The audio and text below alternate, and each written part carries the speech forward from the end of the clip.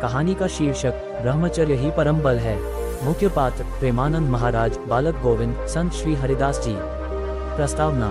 गंगा किनारे बसे एक शांत और सुंदर आश्रम में एक दिव्य आत्मा का वास था प्रेमानंद महाराज जी।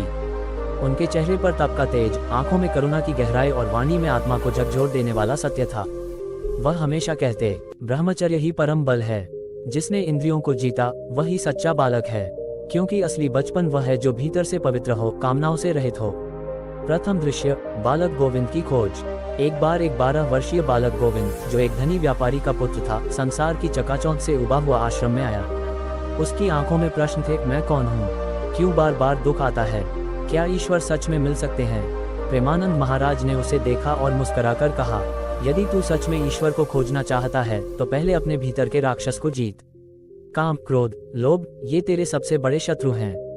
गोविंद ने कहा, महाराज मैं आपका शिष्य बनना चाहता हूँ। महाराज बोले, तो पहले ब्रह्मचर्य का व्रत ले और 12 वर्ष तक इंद्रियों पर विजय प्राप्त कर, फिर मैं तुझे आत्मज्ञान दूंगा। द्वितीय दृश्य, ब्रह्मचर्य की परीक्षा।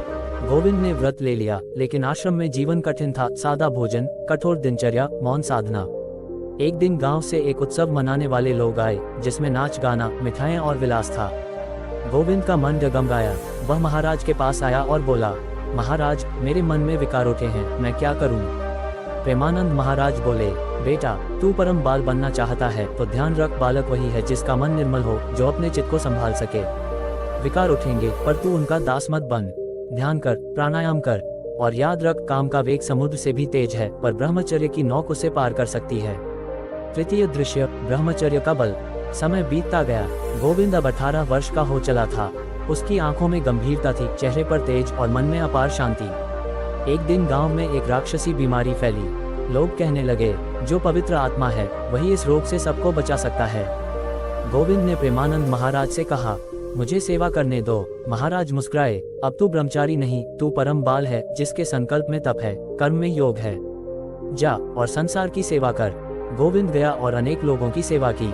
रोगी स्वस्थ हुए। गांव में उत्सव मनाया गया। लोग कहने लगे, यह कोई साधारण बालक नहीं, ये ब्रह्मचर्य का तेजस्वी दीपक है। चतुर्थ दृश्य, ब्रह्म ज्ञान की प्राप्ति।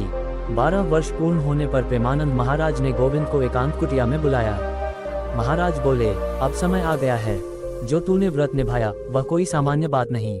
ब्रह्मचर्य ही वह आधार है जिस पर ब्रह्म का अनुभव होता है। अब मैं तुझे वह मंत्र देता हूँ जो मैंने अपने गुरु से पाया था। उन्होंने उसके कान में मंत्र फूंका और कहा, अब तू केवल गोविंद नहीं, तू स्वयं गोविंद भगवान का अंश है। तू ब्रह्मचारी नहीं, ब्रह्मस्वरूप है। उपसंहार। कहानी समाप्त नहीं होती, क्योंकि गोविंद अब प्रेमानंद महाराज का उत्तराधिकारी बन गया। उसने अनेक ब्रह्मचारी बनाए, समाज को प्रेरणा दी और यह संदेश फैलाया, ब्रह्मचारी ही परम बाल है। बालक वही है जो कामनाओं से मुक्त, सेवा में रत और आत्मा में स्थित हो।